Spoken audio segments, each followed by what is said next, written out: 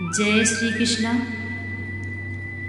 निर्जला एकादशी अर्थात भीमसेनी एकादशी की पूजा कैसे करनी चाहिए, वह व्रत करने के क्या नियम हैं, क्या विधान है, कौन कौन यह व्रत कर सकता है और निर्जला एकादशी में क्या क्या दान करना चाहिए तथा निर्जला एकादशी की पूजा कैसे करनी चाहिए, ये आज हम इस वीडियो के माध्यम से जानकारी देंगे। निर्जला एकादशी का महत्व ध्रुव की तपस्या के समान बताया गया है। यदि कोई व्यक्ति निर्जला एकादशी का व्रत कर सकता है तो उसे 24 एकादशियों का फल प्राप्त हो जाता है। इसीलिए निर्जला एकादशी का व्रत ध्रुव की तपस्या के समान बताया गया है। दशमी के दिन से नियमों का पालन करना अनिवार्य है। दशमी के दिन से ही चावल, मसूर की दाल तथा लहसुन, प्याज, नॉन वेज, ब्रह्मचर्य, ये सब चीज़ों का ध्यान देना है। ब्रह्मचर्य का पालन भी करना है। एकादशी का व्रत करने वालों को दशमी के दिन से ही इस नियम का पालन करना है। नॉन वेज बिल्कुल न खाएं। लहसुन, प्याज दशमी के दिन से ही छोड़ देना चाहिए। चावल इत्यादि छोड़ देना चाहिए। एकादशी के दिन ब्रह्म मुहूर्त में आपको उठकर स्नान करना है, मंदिर में जाना है। मंदिर में या देवालय अथवा देवालय में जाना अनिवार्य है, क्योंकि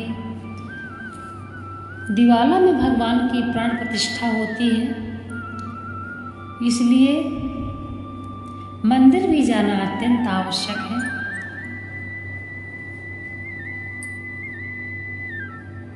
चंद्रमा और सूर्य भी परिक्रमा करते हैं त्रिदेव की, इसीलिए मंदिर में जाकर परिक्रमा भी करनी चाहिए। यदि भगवान शिव का शिवालय में आप जा रहे हैं तो आपको आधी परिक्रमा ही करनी है। और किसी भी मंदिर में जब आप जाते हैं तो आपको दाहिना पैर पहले रखना चाहिए और जब आप पूजा करके लौटते हैं तो आपको बायां पैर मंदिर के बाहर पहले रखना चाहिए। मंदिर में जाते समय घंटी बजाई जाती है और आते वक्त घंटी बजा के नहीं आया जाता है। इन बातों का ध्यान देना चाहिए। अब निर्जला एकादशी की पूजा कैसे करना है? पहले आपको सभी सामग्री का व्यवस्था कर लेना है। सिंदूर, चंदन, चावल की जगह सफेद तिल, फल, इस प्रकार से आपको व्यवस्था कर लेना है।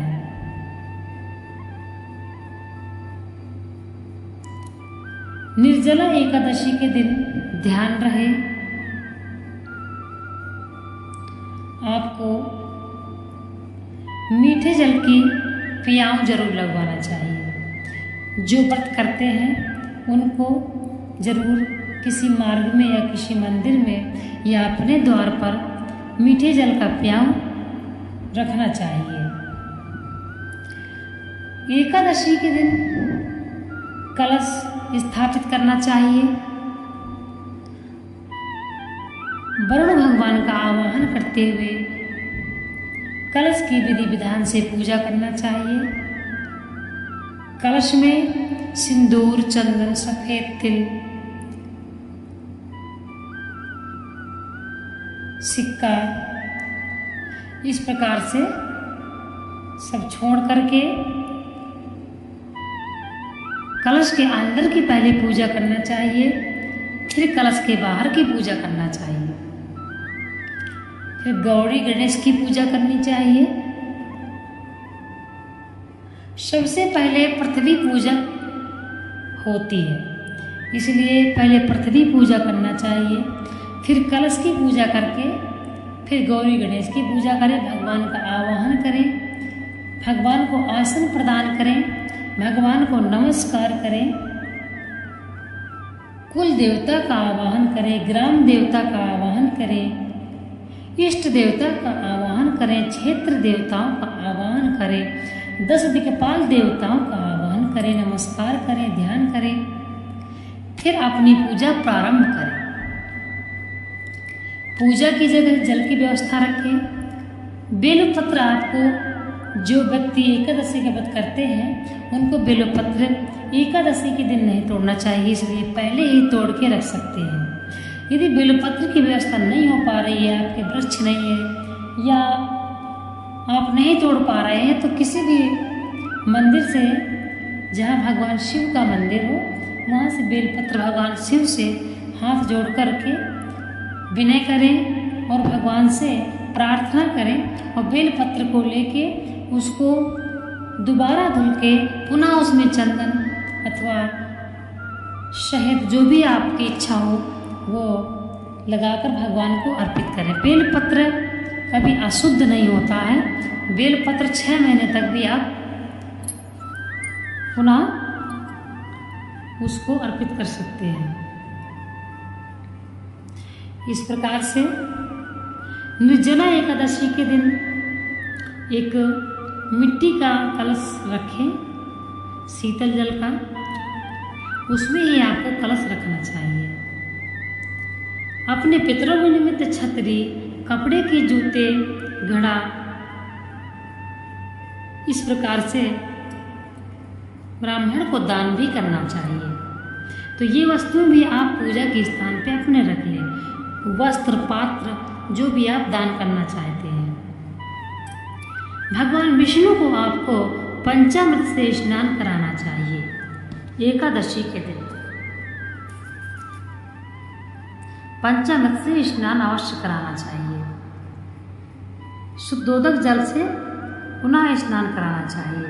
फिर भगवान विष्णु को चंदन, रोली, श्री पूजा की व्यवस्था जो आप करें उससे भगवान की पूजा करें, पुष्पमाला अर्पित करें, दीपक जलाएं और कथा पढ़ें, आरती करें।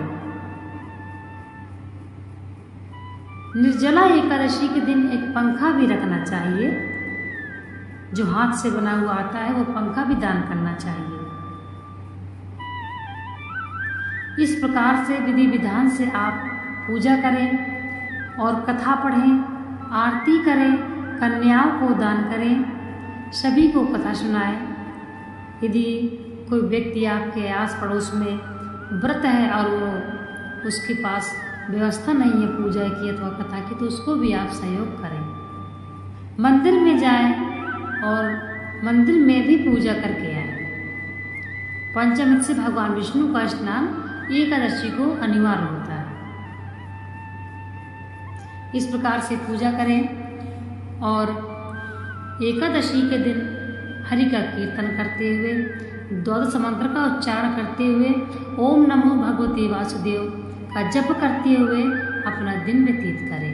रात में आप जागरण कर सकते हैं, कीर्तन कर सकते हैं। द्वादशी के दिन पारायण का समय देख लें, उससे पहले आप उठ के भगवान की पूजा करें। यदि आप हवन करना चाहते हैं तो आप द्वादशी के दिन हवन करें। एकादशी के दिन हवन सामग्री का हवन नहीं करना चाहिए। यदि आपका मन है तो आप घी और चीनी का हवन कर सकते हैं। फिर आप ब्राह्मण को दान करें, ब्राह्मण को भोजन करावें, ब्राह्मण के चरण स्पर्श करें, परिक्रमा करें। फिर आप अपना पारायण का समय देख करके पारायण करें। पारायण किस तरीके से करना चाहिए, तुलसी का पत्ता आप दशमी के दिन ही तोड़ के रख लें, क्योंकि एकादशी और द्वादशी को तुलसी का पत्ता नहीं तोड़ना चाहिए।